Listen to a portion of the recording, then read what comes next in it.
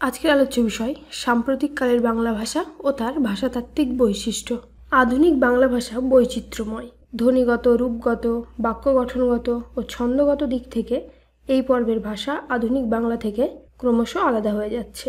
আধুনিক লেখকদের রচনা, বিজ্ঞাপনের ভাষা, সংবাদপত্র ম্যাগাজিনের ভাষা, এই সময়ের মানুষদের মুখের ভাষা এই পর্বের বড় নিদর্শন। এক কথায় বলা যেতে পারে সাম্প্রতিককালের বাংলা ভাষা হলো অত্যাধুনিক বাংলা ভাষা। এখানে বলে রাখি, ইতিপূর্বে আমরা বাংলা ভাষার উদ্ভব, বাংলা ভাষার তিনটি যে পর্যায় রয়েছে, প্রাচীন বাংলা, মধ্য বাংলা, আধুনিক বাংলা এবং তাদের ভাষাতাত্ত্বিক বৈশিষ্ট্য নিয়ে ইতিপূর্বেই আলোচনা করেছি। ডেসক্রিপশন বক্সে প্লেলিস্ট লিঙ্ক দেওয়া থাকবে, সেখান থেকে ভিডিওগুলি অবশ্যই আপনারা দেখে নেবেন। এখন আমরা সাম্প্রতিককালের বাংলা ভাষার ভাষাতাত্ত্বিক বৈশিষ্ট্যগুলি দেখে নেব। প্রথমে আমরা জানব ধ্বনিতাত্ত্বিক বৈশিষ্ট্য। সাম্প্রতিককালের বাংলা ভাষায় তৎসম শব্দ ছাড়া প্রায় সব শব্দেই দীর্ঘ ইকারের বদলে হ্রস্ব ইকার এবং মূর্ধন্য নয়ের বদলে দন্ত ন, মূর্ধন্য স এর বদলে তালবস্য দন্তস্ব এর ব্যাপক ব্যবহার দেখা যায়। যেমন কাহিনী শব্দটি বর্তমানে রূপ পেয়েছে এইভাবে: শ্রেণী তালবস্য এর ফলে একার, মূর্ধন্য রস্যি।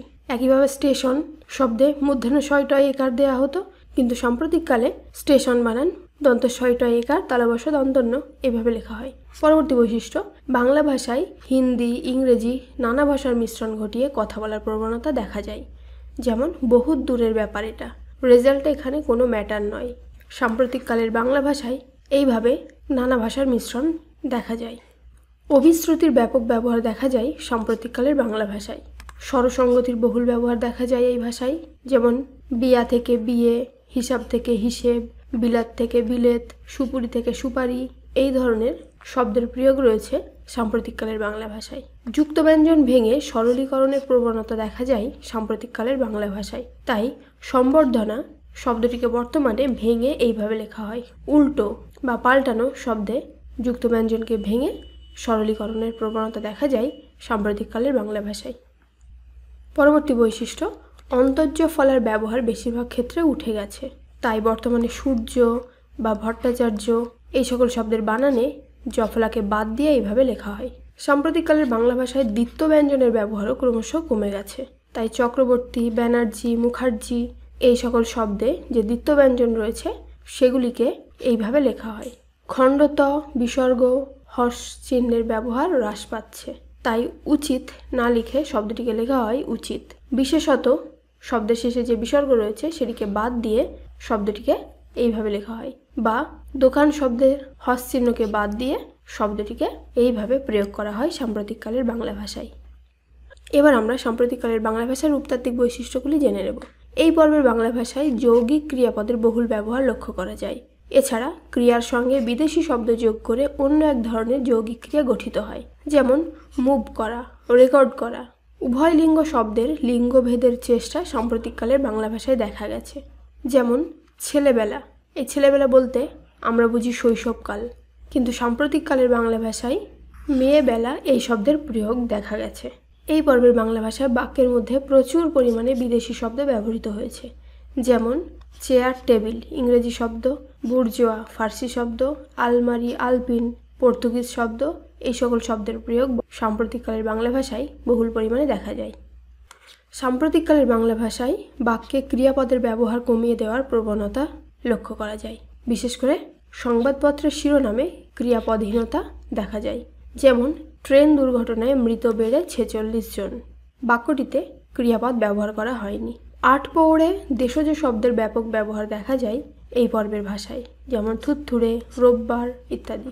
শব্দদ্বৈতের সাহায্যে নতুন শব্দ সৃষ্টির প্রবণতা এই পর্বে দেখা যায়। যেমন অল্প অল্প শীত, গরম গরম খাবার, হাসি হাসি মুখ। বর্ণদ্বিত্বের ব্যবহার লক্ষণীয়। তাই সবাই থেকে সব্বাই, সকলে থেকে সকলে এই ধরনের শব্দের প্রয়োগ রয়েছে। এছাড়া এই পর্বে খণ্ডিত শব্দের ব্যবহার লক্ষণীয়।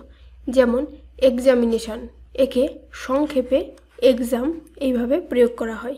ল্যাবরেটরি শব্দটিকে ল্যাব, অ্যাডভার্টাইজিং শব্দটিকে অ্যাড, এইভাবে সংক্ষেপে খণ্ডিত শব্দের ব্যবহার লক্ষ্য করা যায় সাম্প্রতিককালের বাংলা ভাষায়। এবার আমরা জানব সাম্প্রতিককালের বাংলা ভাষার বাক্য গঠনগত বৈশিষ্ট্য। ক্রিয়াপদের ব্যবহার কমিয়ে ইংরেজি শব্দ ব্যবহার করে বাক্যকে শক্তিশালী ও চমক সৃষ্টির প্রবণতা এই পর্বে দেখা যায়। পাত্রের বিয়ের বিজ্ঞাপনের ভাষায় এর প্রকৃষ্ট উদাহরণ। এই পর্বে একটি শব্দ বা একটি ক্রিয়া দিয়ে বাক্য গঠিত হয়েছে, যেমন দেখুন, ভাবুন।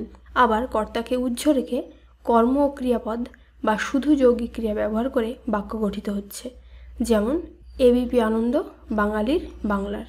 এইভাবে কর্তাকে উজ্জ্ব রেখে বাক্য গঠিত হচ্ছে।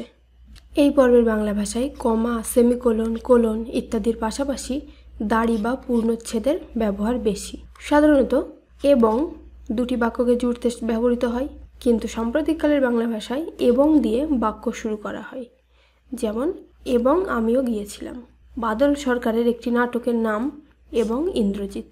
বাংলা ভাষায় বিভিন্ন শব্দ বসিয়ে সংলাপ লেখার প্রবণতা সাম্প্রতিককালের বাংলা ভাষায় দেখা যায়।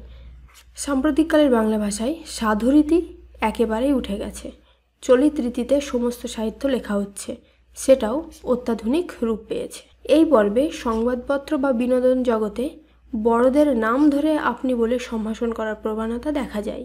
ভাব প্রকাশের ক্ষেত্রে আবেগ, উচ্ছ্বাস বর্জনের প্রবণতা এই ভাষায় লক্ষ্য করা যায়। এছাড়া সাম্প্রতিককালের বাংলা ভাষায় মানুষের মুখের ভাষায় সাহিত্যের স্থান পেয়েছে।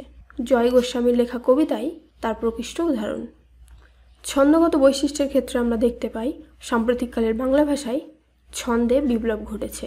অনুপ্রাসের ঝনঝনানি, অলঙ্কারের তীব্রতা এখানে নেই। ছন্দ হয়েছে গদ্য ভাষার মতো। আবার এই গদ্য ছন্দের বৈচিত্র্যও সাম্প্রতিককালের বাংলা ভাষায় দেখা গেছে।